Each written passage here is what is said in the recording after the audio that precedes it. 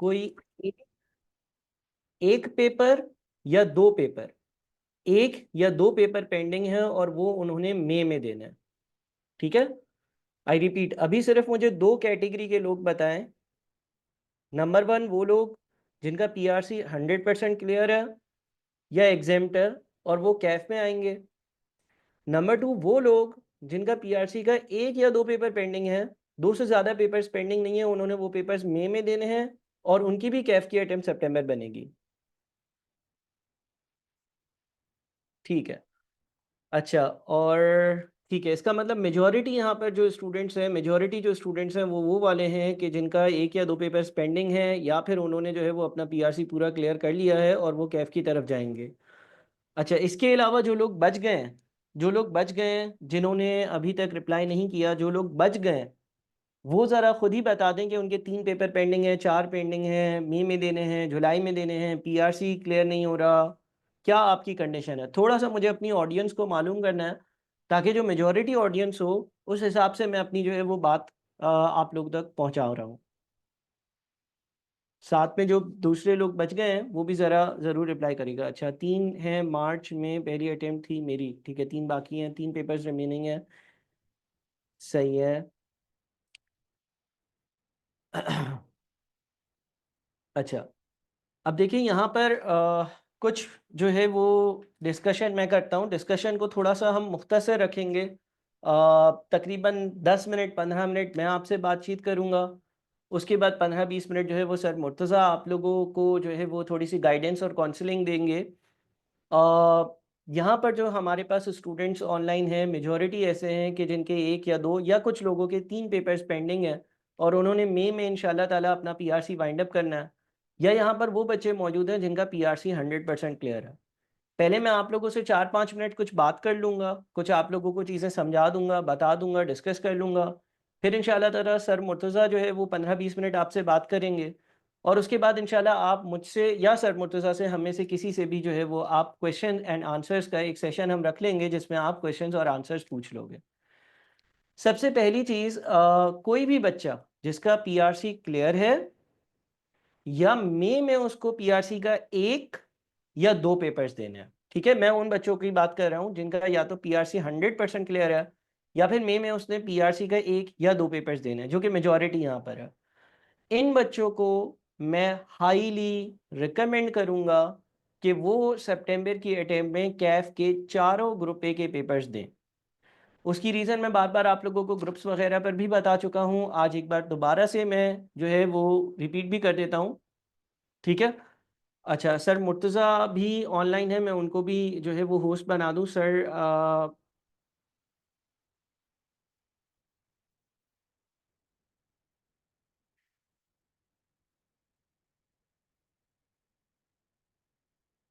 अच्छा रहीम, मैंने आपको को होस्ट बना दिया है। सर मुर्तज़ा मुझे ऑनलाइन नज़र नहीं आ रहे, नाम से शायद मैं मिस कर रहा हूँ। रहीम काइंडली आप अगर को होस्ट बना दो सर को।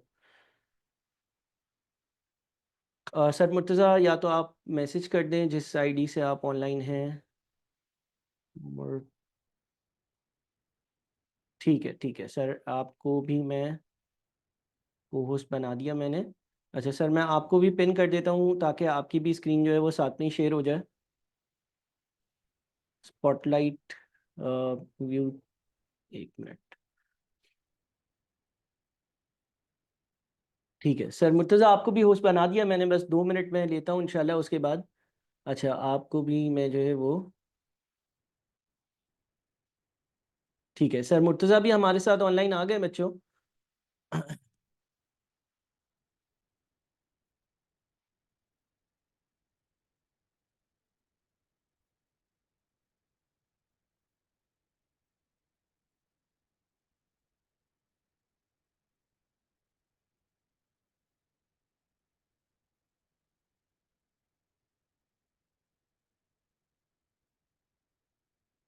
ठीक है जी।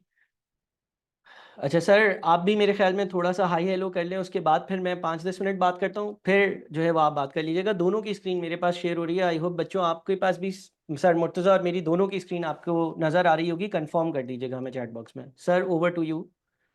हाँ सबसे पहले तो काइंडली सर ताहा और बाकी स्टूडेंट्स कंफर्म करते हैं, are they are able to hear me properly? जी सर, बिल्कुल आपकी आवाज़ आ रही है। ठीक है। चलिए जी, बिस्मिल्लाहिर्रहमानिर्रहीम। सबसे पहले तो I welcome you all for this counselling and orientation session for the PRC qualified as well as the students जो कि आने वाले अटेम्प्ट में इंशाल्लाह अपना पीआरसी कंप्लीट करेंगे। देखिए, आज के सेशन का एजेंडा है हमारे पास, चूँकि पीआरसी का रिसेंटली एक रिज़ल्ट अनाउंस हुआ है, तो उसके बाद ऑब्वियसली पीआरसी के रिज़ल्ट के बाद बहुत सारे स्टूडेंट्स की क्वेरीज़ थी कि सर, हमें जो है आने वाली जो कैट की अटेम्प्ट है, उसमें कैट के कितने पेपर उठाने चाहिए, कितने पेपर सेलेक्ट करने चाहिए, कंसीडरिंग कि अब हमारे पास जो रिमेनिंग टाइम अवेलेबल है। और एक और इम्पॉर्टेंट चीज़ है जो कि हमें यहाँ पे कंसिडर करनी है अपनी कैट की अटेम्प्ट की डिसीजन मेकिंग के लिए, कि आईकैप की जो नई स्कीम है, जो कि मोस्ट लाइकली मार्च 26 की अटेम्प्ट से एप्लीकेबल होने वाली है। तो उस स्कीम को देखते हुए, पुरानी स्कीम को देखते हुए हमें कौन से ऐसे पेपर सेलेक्ट करने चाहिए, जिससे जो है ना हमारा डिसीजन फ्रूटफुल हो और हम कम टाइम में या कम मेहनत करके ज़्यादा से ज़्यादा पेपर क्लियर कर सकें। तो सबसे पहले तो मैं आप लोगों से ये जानना चाहूँगा कि हमारे पास जो भी यहाँ पे पार्टिसिपेंट्स मौजूद है, इसमें से कितने लोग ऐसे हैं जिनका पीआरसी क्वालीफाई हो चुका है, जो कि पीआरसी क्वालिफाइड है और उनको यकीन है, यानी कि 100% श्योरिटी है कि वो सितंबर अटेम्प्ट में जो है कैट की अपनी पहली अटेम्प्ट देंगे। कितने लोग हमारे साथ ऐसे हैं जिनका पीआरसी क्वालीफाई है 100% और अब वो सितंबर में फॉर श्योर है कि वो कैट के पेपर्स देंगे?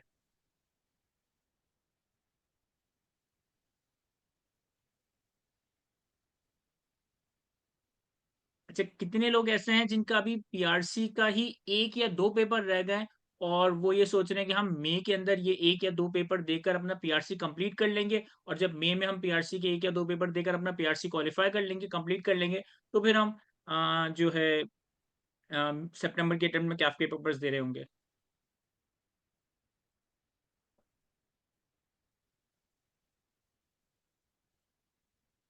और इसके अलावा कोई ऐसा स्टूडेंट है जिसके अभी पीआरसी के ही 3 या 4 पेपर रह गए और उसको लगता है कि अभी मई और जून, जो भी मई और उसके बाद जुलाई की अटेम्प्ट होगी, इस अटेम्प्ट तक, जुलाई की अटेम्प्ट तक उसके पीआरसी के पेपर जा रहे होंगे। कोई ऐसा है हमारे साथ मौजूद यहाँ पे जिसके पीआरसी के 2 से ज़्यादा यानी कि 3-4 पेपर रह गए हो? मतलब जिसका पीआरसी मई में कंप्लीट ना हो रहा हो, जुलाई की अटेम्प्ट तक जा रहा हो। सर, हमारे साथ तीनों तरह के स्टूडेंट्स मौजूद हैं। कम हुँ, स्टूडेंट्स ऐसे हैं जिनका पीआरसी क्वालीफाई है, कम स्टूडेंट्स ऐसे हैं जिनके पीआरसी के 2 से ज़्यादा पेपर ऐसे रिमेनिंग है, ज़्यादातर स्टूडेंट ऐसे हैं जिनके पीआरसी के 1 या 2 पेपर है। अच्छा, लेकिन जिसके 3 या 4 पेपर भी है ना, वो भी ये कह रहा है कि हम मई अटेम्प्ट में अपना पीआरसी कंप्लीट कर लेंगे। तो यानी कि हमारे पास मैं समझता हूँ 70-80% स्टूडेंट्स वो हैं बिल्कुल। जिनका मई की अटेम्प्ट में पीआरसी कंप्लीट हो जाएगा, कुछ का ऑलरेडी क्वालीफाइड है, कुछ का मई की अटेम्प्ट में कंप्लीट हो जाएगा और फिर वो सितंबर अटेम्प्ट में इंशाल्लाह अपनी कैट की पहली अटेम्प्ट दे रहे होंगे। तो ओवर टू यू सर, हुँ, आप थोड़ा पहले तो गाइड करें कि जो ठीक है। रिमेनिंग हमारे पास अभी 1.5 महीना रह गया या 4 हफ्ते रह गए, इसमें इनको अपने पीआरसी के ऊपर किस तरह से फ़ोकस करना चाहिए? क्या इस टाइम पे इनको कैट के ऊपर फ़ोकस करना चाहिए, नहीं चाहिए? चाहिए और फिर अकॉर्डिंगली मई के अटेम्प्ट के बाद इनको कैट की सिलेक्शन किस तरह से करनी चाहिए? इंशाल्लाह मैं भी आपको साथ-साथ मौजूद हूँ आपके साथ।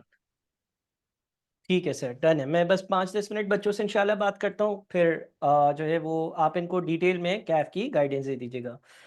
अच्छा जी, बच्चों, देखें, आप लोगों में से बहुत सारे मेजॉरिटी बच्चे वो हैं जो मई में अपने पीआरसी के 1, 2 या 3 पेपर्स दे रहे हैं। अब डिपेंडिंग कि आपके कितने पेपर्स हैं, अगर हम अप्रैल से लेकर सितंबर तक की आपकी जर्नी को डिफ़ाइन करें ना, तो आपकी जर्नी के 2 हिस्से हैं। आज का दिन यानी कि आज हमारे पास 12 अप्रैल है।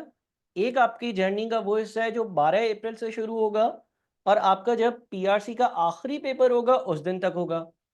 दूसरा आपकी जर्नी का हिस्सा वो वाला है जो मई से स्टार्ट होगा आपके पेपर के बाद और सितंबर में जब इंशाल्लाह ताला आप अपने कैफ के पेपर्स दे रहे होगे उस दिन ख़त्म होगा। अब आपने इन 2 हिस्सों को अच्छे से प्लान करना है। इसके पीछे मैं पहले जो है वो आपको थोड़ा-सा कैफ़ का थोड़ा-सा ब्रीफ ओवरव्यू दे देता हूँ कि सितंबर में ग्रुप ए पूरा देना क्यों ज़रूरी है, बट उस पे डिटेल में बात सर मुर्तज़ा करेंगे इंशाअल्लाह ताला। मैं आप लोगों को इस जर्नी के दोनों हिस्सों का एक ओवरव्यू दूँगा और उसके बाद फिर सर मुर्तज़ा जो है वो आपको कैफ़ के बारे में मज़ीद डिटेल्ड गाइडेंस दे रहे होंगे। देखिए, आईकेप ने कुछ अनाउंसमेंट्स करी हैं, उन अनाउंसमेंट्स में एक डेटा का नया पेपर है। अगर आप सितंबर में अपना ग्रुप ए कंप्लीट 100% क्लियर कर लेते हैं, तो उसके जो एडवांटेजेस हैं, वो मेनली 3 हैं। नंबर 1, अगर किसी भी बच्चे का ग्रुप ए पुरानी स्कीम के हिसाब से 100% क्लियर होगा, तो उसको डेटा वाला पेपर नहीं देना। दूसरा एडवांटेज, कॉस्ट अकाउंटिंग का पेपर राइट नाउ अभी कैफ 3 है और वो ग्रुप ए में है। उसका लेवल ऑफ डिफिकल्टी कंपैरेटिवली कम है। कुछ टाइम पहले जब हमारे पास कैफ में 9 पेपर्स होते थे और ऑडिट 9th पेपर होता था, तो कॉस्ट अकाउंटिंग का पेपर 8th पेपर होता था, 8वां पेपर होता था और उसका लेवल ऑफ डिफिकल्टी कंपैरेटिवली ज़्यादा होता था। आईकेप ने सिलेबस तो चेंज नहीं किया, अलबत्ता ग्रुप ए से ये पेपर जब ग्रुप बी में जाएगा तो उसका लेवल ऑफ डिफिकल्टी इंक्रीज हो जाएगा। और जब इसका कैफ 8 होता था तो कैफ 8 के टाइम पर इसका पासिंग रेशियो कंपैरेटिवली कम हुआ करता था। दूसरा एडवांटेज जो आपको मिलेगा ग्रुप ए पूरा क्लियर करने का वो ये है कि कॉस्टिंग की बेसिस पर आपका मैनेजमेंट अकाउंटिंग का पेपर एग्जाम्प्ट हो जाएगा।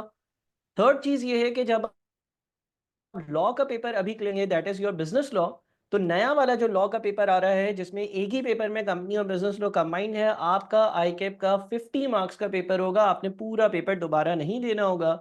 इसका मतलब अभी आप 4 पेपर्स अगर क्लियर करते हैं तो बाद में आपके पास 3.5 पेपर्स रह जाएंगे, जिसमें एमएफए है, ऑडिट है, उसके अलावा आपके पास एफएआर2 है और लॉ का आधा पेपर है।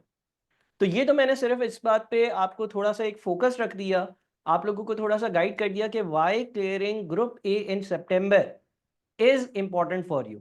क्या वो पॉसिबल है, उसकी क्या प्लानिंग होनी चाहिए, किस तरह से आपको टाइम डिस्ट्रीब्यूट करना चाहिए सब्जेक्ट्स के बीच में, ये जब सर मुर्तज़ा आपसे डिस्कशन करेंगे तो उसमें ये हाईलाइट कर रहे होंगे। अब हम आ जाते हैं आपकी जर्नी के जो 2 हिस्से हैं ना, उन पे बात कर लेते हैं। देखिए, एक हिस्सा तो आपका वो होगा कि मई में आपने पेपर दे दिया, मई में आपने पीआरसी क्लियर किया और उसके बाद सितंबर तक की जर्नी है। ये मई से सितंबर तक की जर्नी जो है, ये डेफिनेटली आप अपने कैफ के अटेम्प्ट को ही पूरी हर तरह से दे रहे होगे, जिसके बारे में अभी सर मुर्तज़ा आपको गाइड करेंगे कि सब्जेक्ट में किस सब्जेक्ट को ज़्यादा टाइम देना चाहिए, किसको कम देना चाहिए, क्या आपकी स्ट्रैटेजी होनी चाहिए, कैसे उस वक्त में पढ़ना चाहिए एंड सो ऑन। अब आ जाते हैं उस हिस्से पर जो आज के दिन से यानी कि 12 अप्रैल से आपके पेपर तक का टाइम है। इस पे मैं थोड़ा सा आप लोगों को फोकस कर लेता हूँ। अच्छा, जब हम पीआरसी की बात करते हैं ना, तो जनरली आईकेप का जो पास देखा गया है उस हिसाब से पीआरसी के पेपर्स हमेशा जो भी मंथ्स हैं जिसमें कंडक्ट होते हैं उसके 3rd वीक में कंडक्ट हो रहे होते हैं। यानी कि मोस्ट लाइकली एक रफ एस्टिमेट अगर लगाऊं तो मई में जब आपके पेपर्स होंगे ना, तो वो 20 मई के आसपास होंगे, 20 मई के आसपास आपके पेपर्स हो रहे होंगे और वो 4 या 5 दिन या 7 दिन चलेंगे। यानी कि 20 से हम रफली मान लेते हैं कि वो 27 मई तक आपके पेपर्स चल रहे होंगे।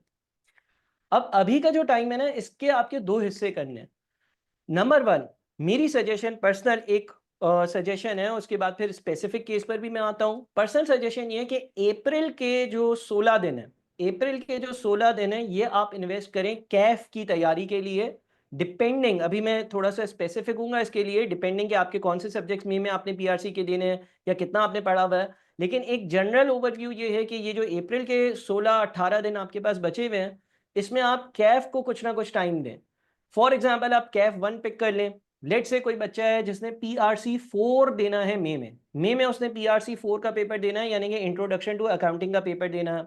इंट्रोडक्शन टू अकाउंटिंग के पेपर में आपसे डेप्रिसिएशन से रिलेवेंट सवाल पूछे जाते हैं।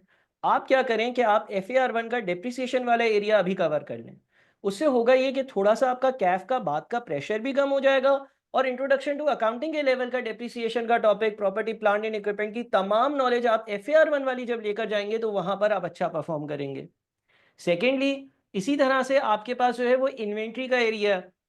आपके पास CAF 3 cost and management accounting के पेपर में एक चैप्टर है जो कि इन्वेंट्री वैल्यूएशन से डील करता है, IS2 से डील करता है, NRV lower of cost and NRV की बात करता है, फीफो लीफो एफको मेथड्स की बात करता है, परपेचुअल पीरियोडिक सिस्टम्स की बात करता है। और इसी तरह का एरिया आपके पास PRC4 इंट्रोडक्शन टू अकाउंटिंग में भी मौजूद है। तो जो भी बच्चा मई में पीआरसी 4 दे रहा है, पीआरसी 4 उसका बाकी है, और बहुत सारे लोग पीआरसी 4 और पीआरसी 2 डिले कर देते हैं, बाद में देते हैं क्योंकि कंपैरेटिवली ये मुश्किल पेपर होते हैं। वो क्या करें, वो इस तरह के टॉपिक्स जो है ना वो कवर कर लें।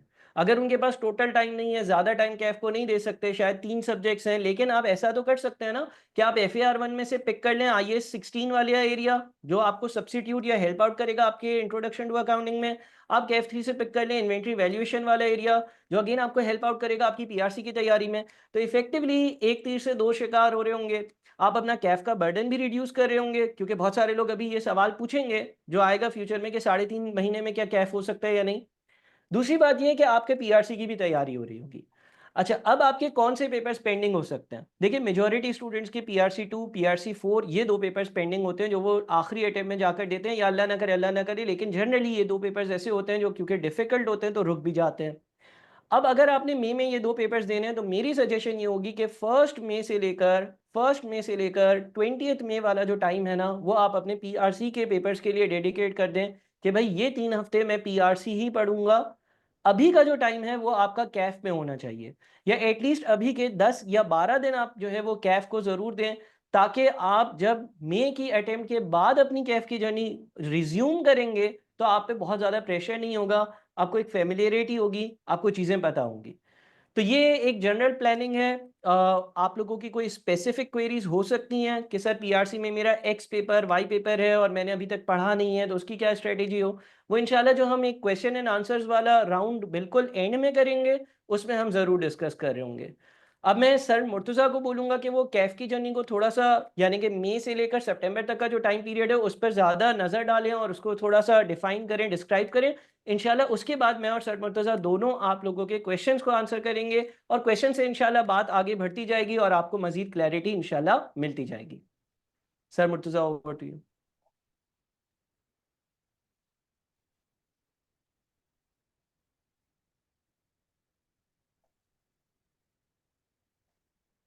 सर आवाज़ आ रही है मेरी?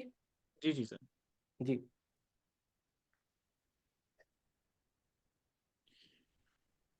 अस्सलाम वालेकुम एवरीवन।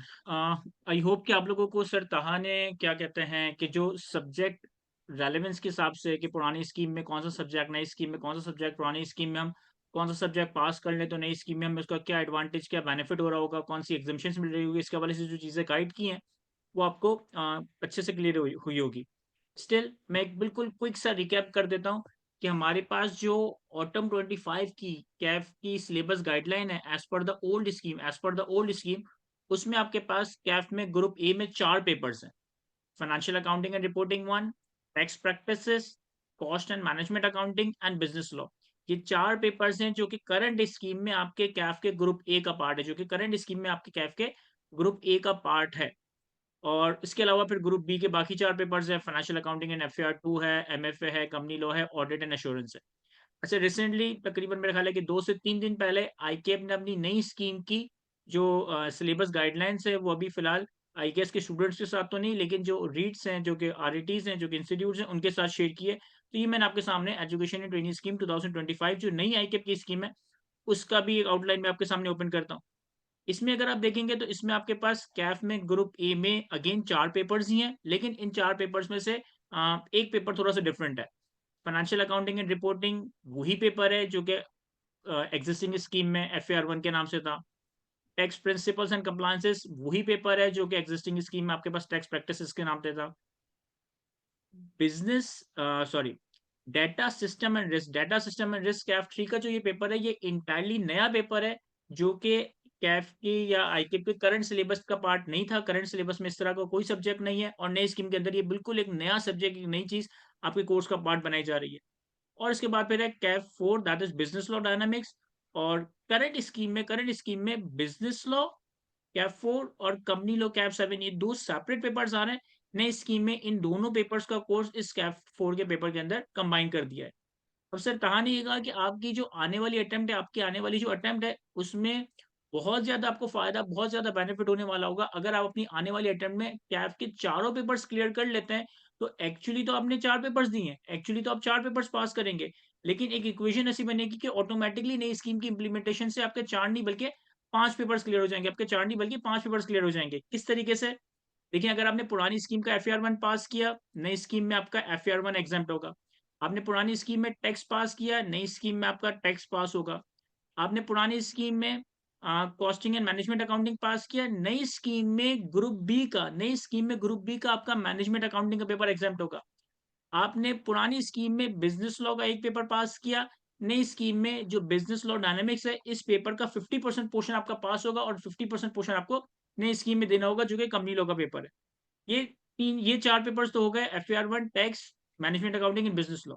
एक आपको एडिशनल एडवांटेज ये मिलेगा कि आईकेएप ने अपनी ट्रांजिशन स्कीम में कहा है कि अगर किसी स्टूडेंट का पुरानी स्कीम में ग्रुप ए के चारों पेपर्स पास होते हैं, तो नई स्कीम में उसका डेटा सिस्टम एंड रिस्क वाला पेपर एग्जाम्प्ट हो जाएगा। उसको नई स्कीम में डेटा सिस्टम रिस्क वाला पेपर नहीं देना पड़ेगा।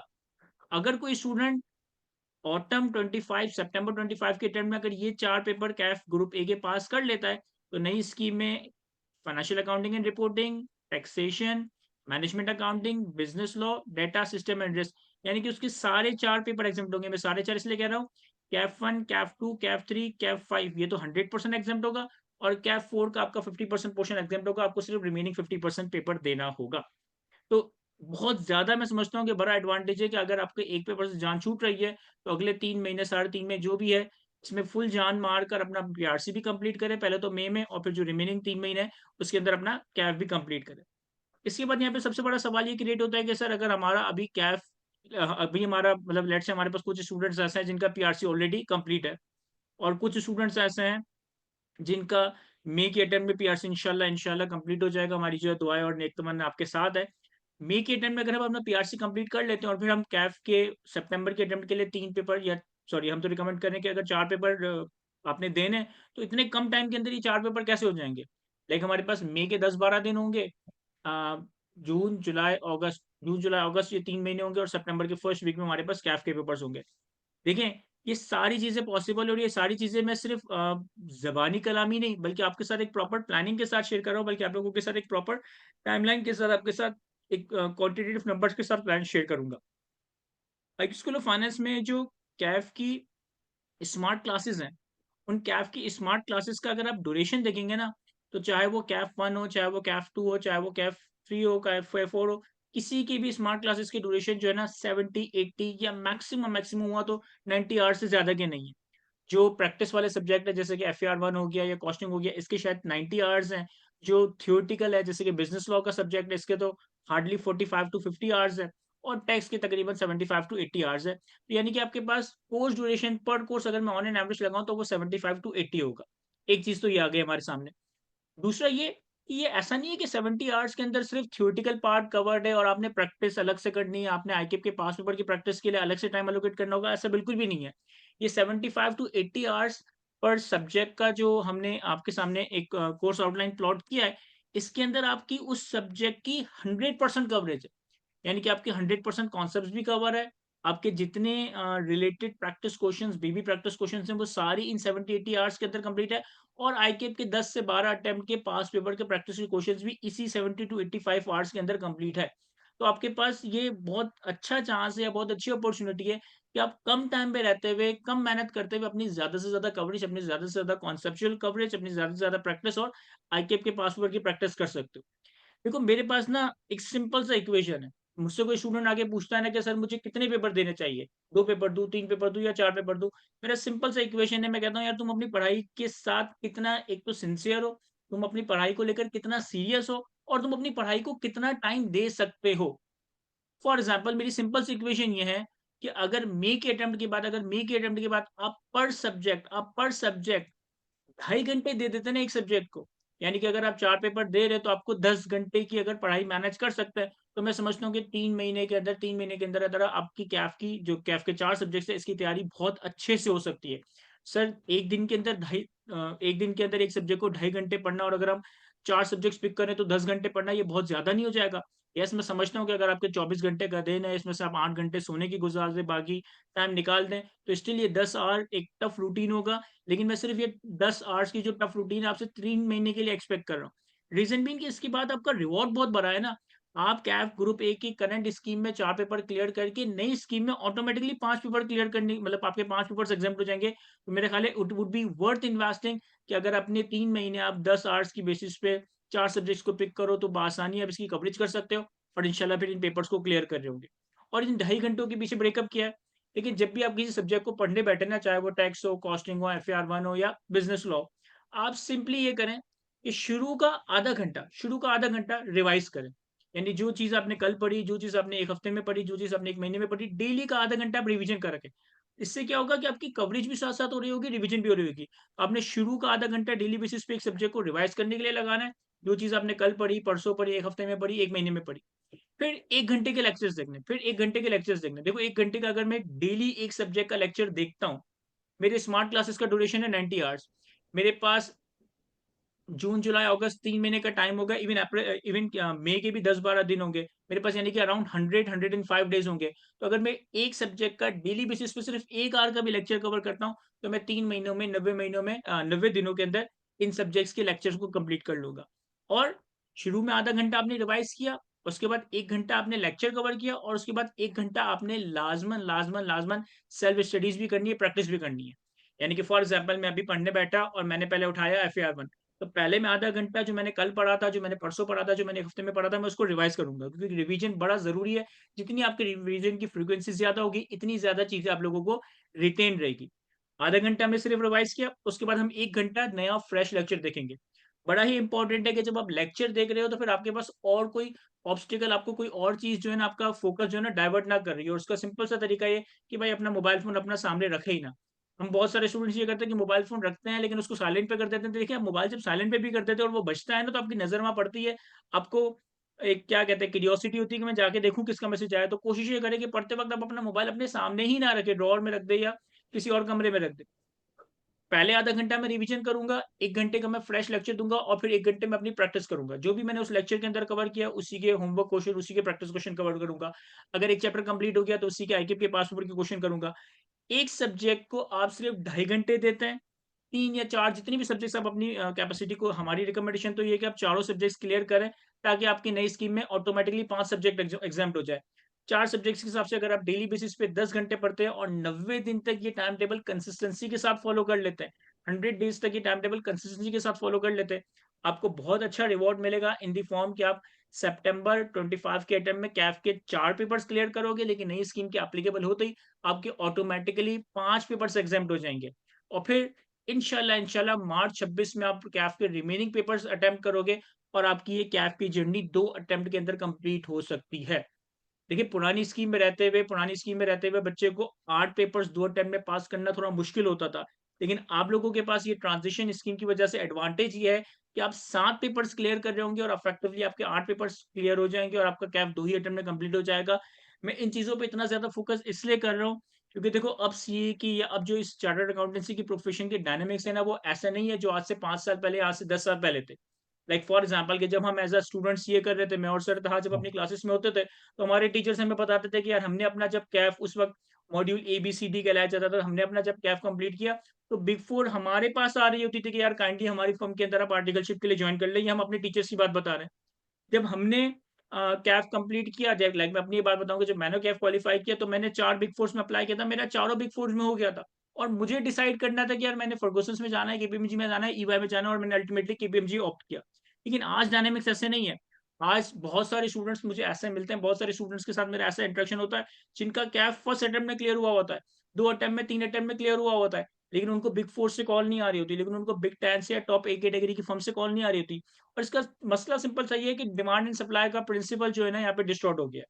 स्टूडेंट्स की सप्लाईज़ बहुत बढ़ गई हैं और स्टूडेंट्स की सप्लाईज़ भी बहुत नहीं बढ़ी। ओवरऑल हमारी जो इकोनॉमी है या हमारी इकोनॉमी में जो बिज़नेस का कंडीशन है, तो ऑब्वियसली अगर इकोनॉमी में बिज़नेस ही नहीं है, तो फर्म्स भी बच्चों को हायर करके क्या करेगी? तो इस तरह की सिचुएशन में देखिए, आपको फास्ट बनना पड़ेगा, आपको आगे बढ़ना पड़ेगा। और आपकी बिग 4 में या ए कैटेगरी की फर्म में या टॉप 10 फर्म में इंडक्शन के चांसेस उसी वक़्त ज़्यादा होंगे, जब आपका कैफ जल्द से जल्द क्लियर हुआ होगा। अब अगर एक बच्चा कैफ में ही 5-6 अटेम्प्ट लगा देता है, तो फिर वो एक्सपेक्ट ही ना करे कि यार, मेरा बिग 4 में या मेरा ए कैटेगरी की फर्म में होगा, फिर वो चुप करके या तो इंडस्ट्री में चला जाए या बी कैटेगरी की फर्म में चला जाए।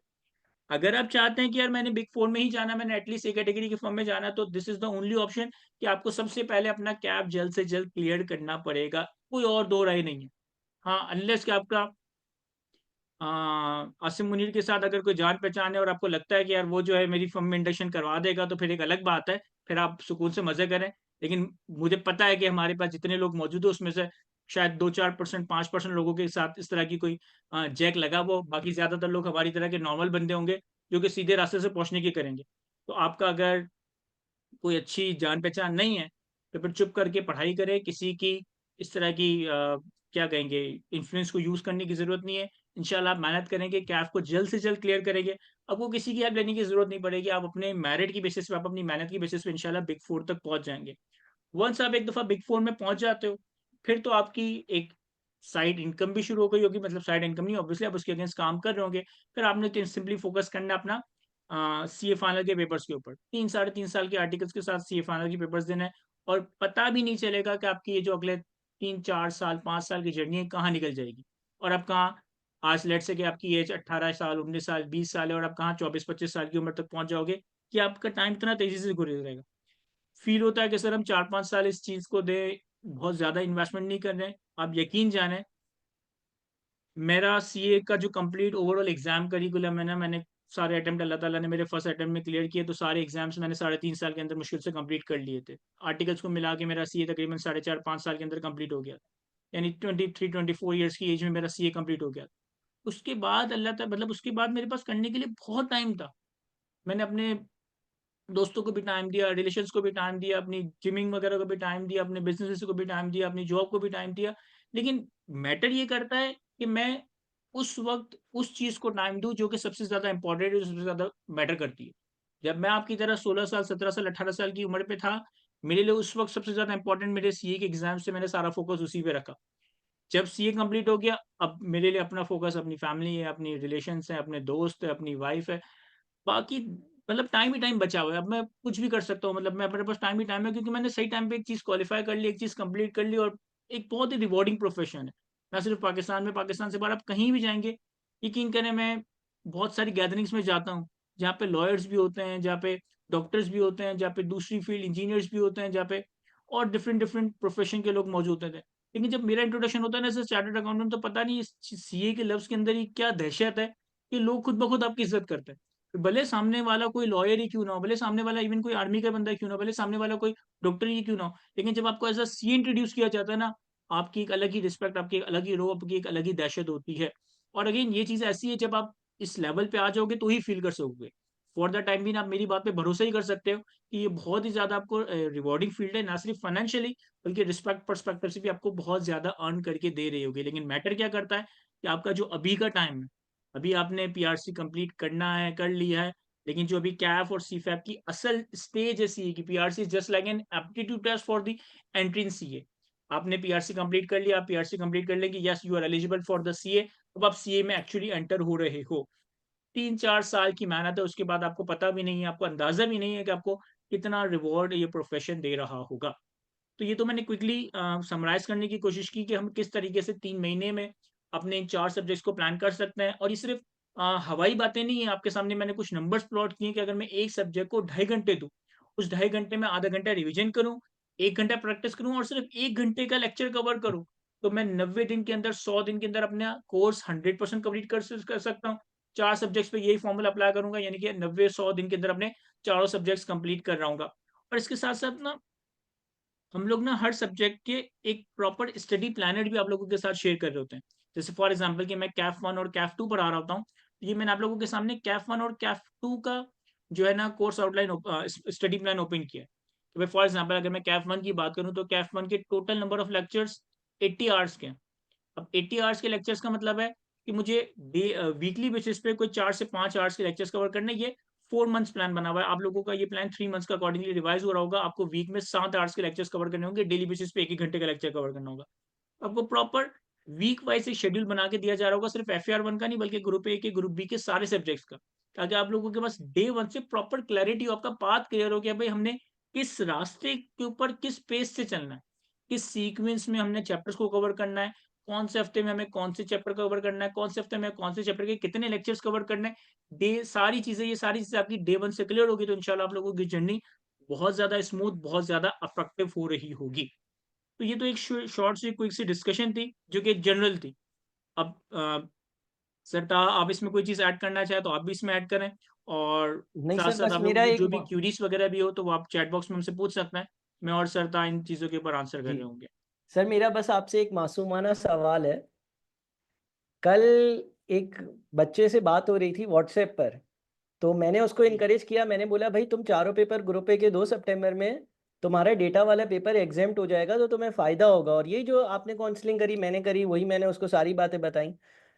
तो उसने मुझे एक चीज़ बोली, मैं आपका ओपिनियन जानना चाहूँगा इस बारे में। वो मुझे बोलता है कि सर अगर मैं जो है वो चारों पेपर सितंबर में दे दूंगा तो मेरा डेटा वाला पेपर एग्जेम्प्ट हो जाएगा, और मेरे दोस्तों ने डेटा पढ़ा हुआ होगा और मैंने नहीं पढ़ा हुआ होगा। तो मैं तो फिर जब क्वालिफाई होऊंगा ना, तो मेरे पास वो नॉलेज नहीं होगी उस पेपर की जो नया वाला पेपर आया है। तो मैं इसलिए जो है ना 4 पेपर ग्रुप ए के नहीं देता, ताकि मेरी एग्जाम्शन नहीं मिले, और एग्जाम्शन नहीं मिले तो मुझे डेटा वाला पेपर देना पड़े। सर इस बारे में आप क्या कहेंगे, थोड़ा सा बताएं। देखिए सर, जो भी इस तरह की इसकी थिंकिंग है ना, मैं इसको डिस्करेज नहीं करूँगा, क्योंकि यस ये एंगल बिल्कुल सही है सोचने का। कि यार अगर मेरा डाटा वाला पेपर एग्ज़ाम्ड हो गया तो मैंने वो पढ़ा हुआ नहीं होगा और लॉन्ग रन में मैं क्वालीफाई हो जाऊँगा। तो क्या कहते हैं, मैंने डाटा रिस्क का पेपर पढ़ा नहीं होगा। लेकिन थोड़ा ये इस तरह की थिंकिंग बिल्कुल सही है, लेकिन ये एक प्रीमैच्योर थिंकिंग है, या उसको एक्चुअली प्रोफ़ेशनल लाइफ़ का पता नहीं है, तो वो इस तरह की हमने उसने बात कर दी। सर, आप भी समझते हैं, मैं भी समझता हूँ, आपने भी ईवाई जैसी फ़र्म में काम किया है, मैंने भी केपीएमजी में काम किया है, अपना बिज़नेस भी कर रहा हूँ।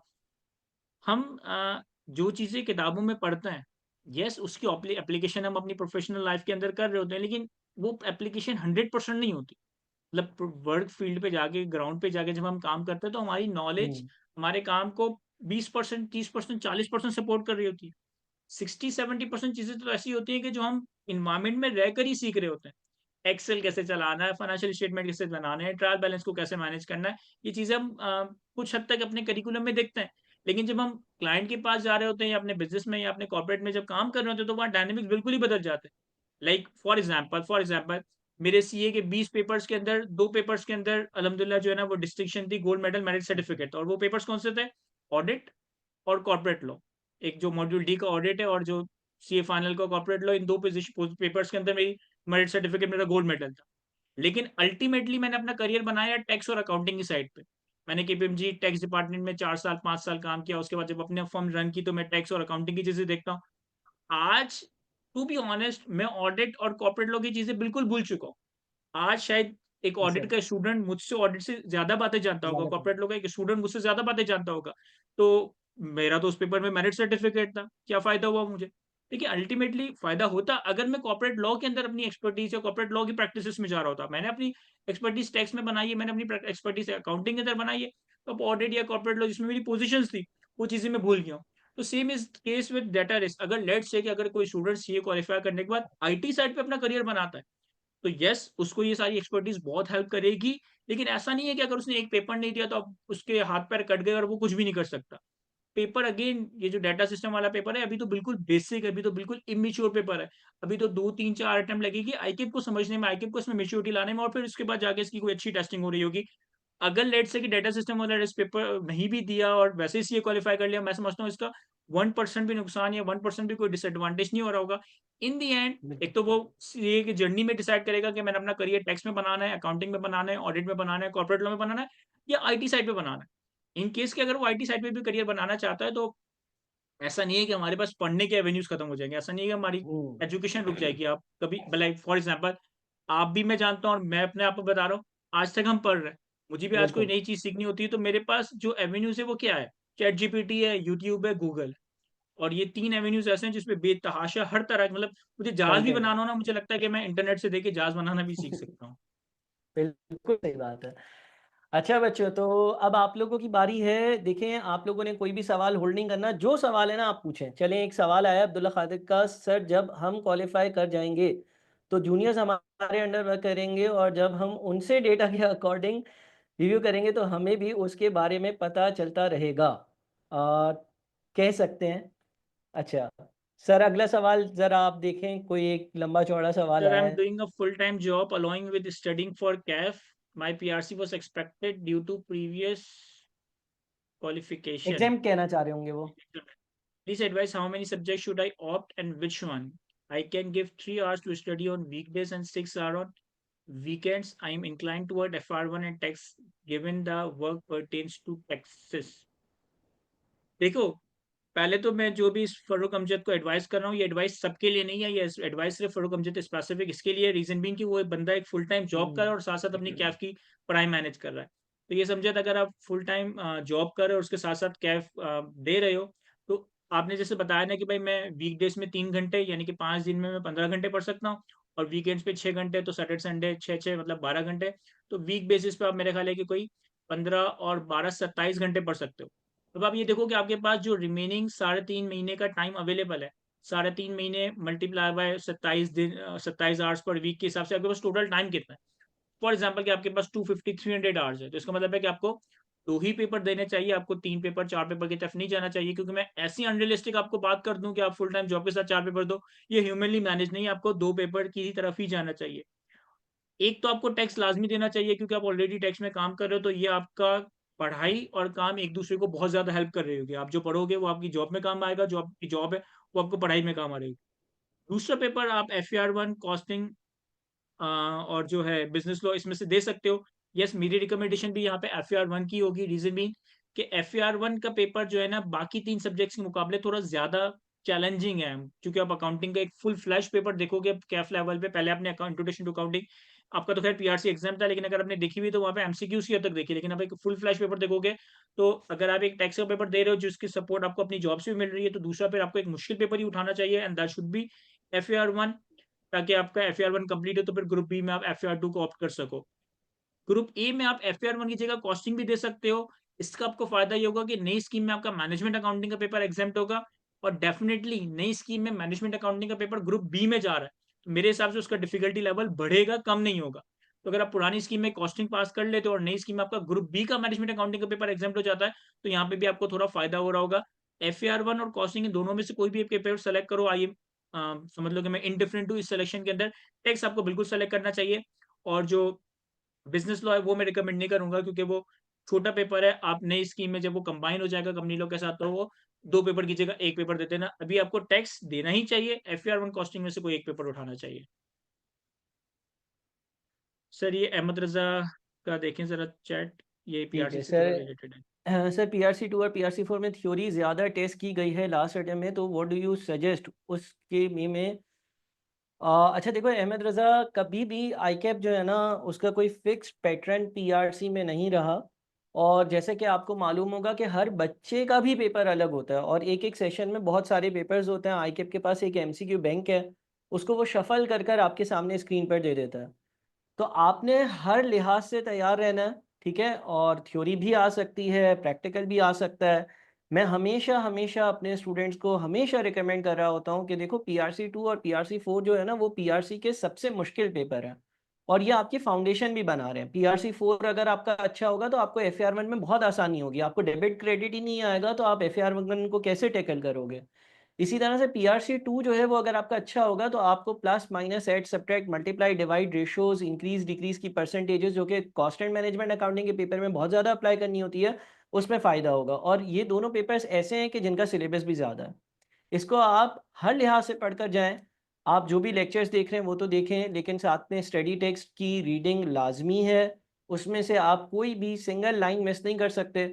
बहुत सारी बार ऐसा होता है कि बिल्कुल ही कोई साइड पे एक जुमला या सेंटेंस लिखा हुआ होता है, आप उसको इग्नोर कर देते हैं और आपके पेपर में वही 2-3 मार्क्स का 2-2 मार्क्स के 2 एमसीक्यूज़ आ जाते हैं।